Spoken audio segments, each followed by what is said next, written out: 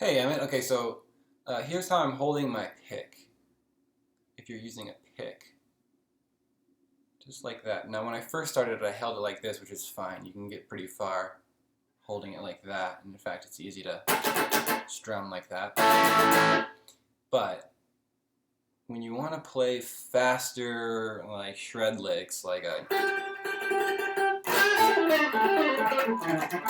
at that point, I switched to using this proper way of holding a pick. But if you just want to play chords,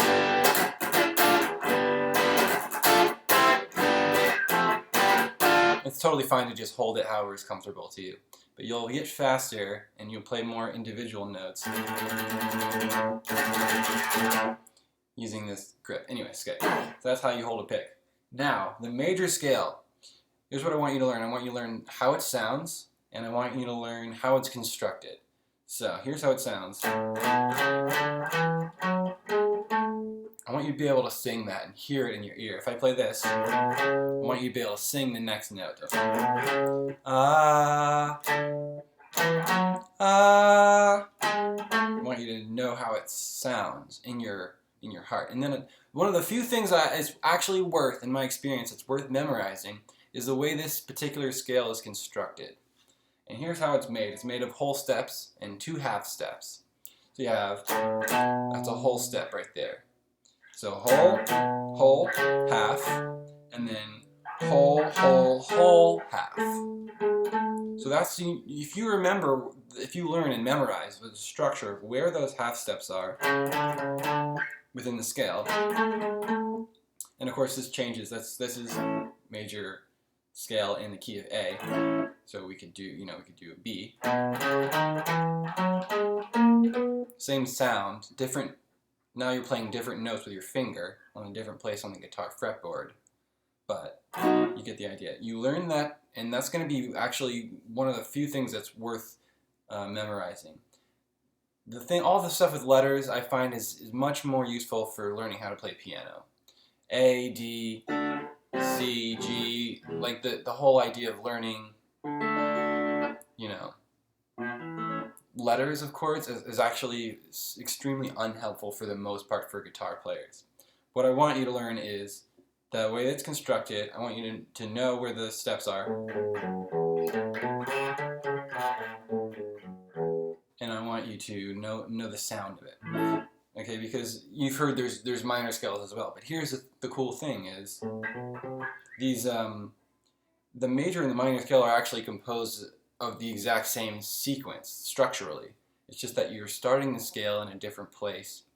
So here's the major scale,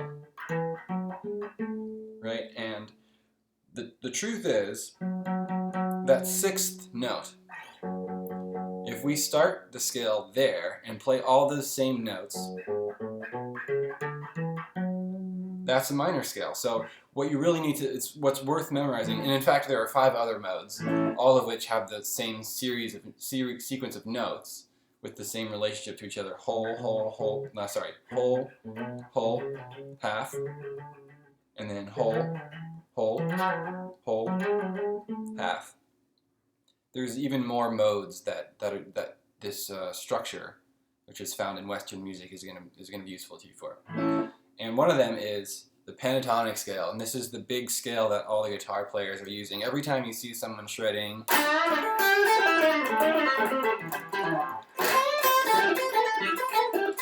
especially blues, a lot of it is this pentatonic scale in this one particular inversion, or I don't know what it's called, but it's basically, this is the pentatonic scale. Let's see if you can see that clearly. It's very easy. Most of it is just these notes here. But then when you get to the higher strings, it becomes this far apart. But most of the scale is this far apart. So pentatonic translates literally to 5 notes. So 1, 2, 3, 4, 5. And now, if you hear, those are the exact same notes. So there's only 5 notes in the pentatonic scale. And cool trick with it is, so that's the minor pentatonic, they call it if you start here. The cool thing about this scale is, okay, take that whole shape, that whole scale that we just played, move it down here, 3 half steps down, and then start here, play the same scale. Now you're playing a major scale basically, and the way that I want you to learn how to play the major scale on the guitar is nested within the pentatonic scale. So the way I learned how to play the major scale on guitar was like this. Okay, that's kind of useful if you want to play metal. But metal's like really hard to play. So, and that scale shape is totally unuseful for if you want to, make music now and in the near future, and including 20 years from now.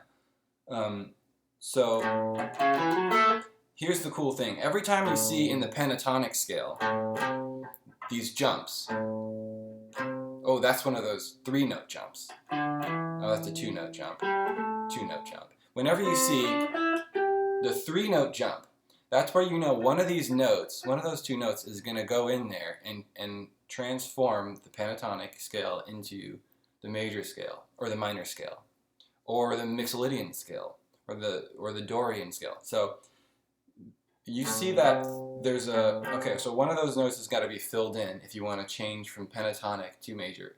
Now the major scale only has 7 notes, so you're adding 2 notes to the pentatonic scale to make it a major scale.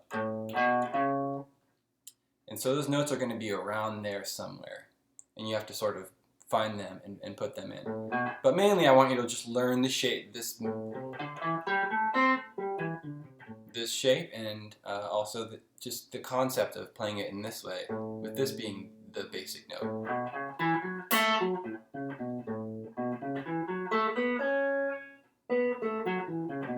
Because the cool thing is I'll just show you, here's how you turn this into the major scale is add that note, add that note.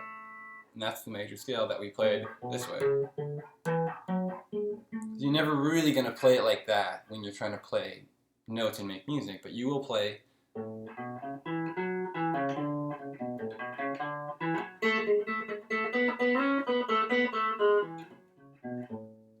that kind of musically there, and just to know the relationship between the pentatonic and the major scale, and the sound of the major scale, and the way that the major scale is constructed.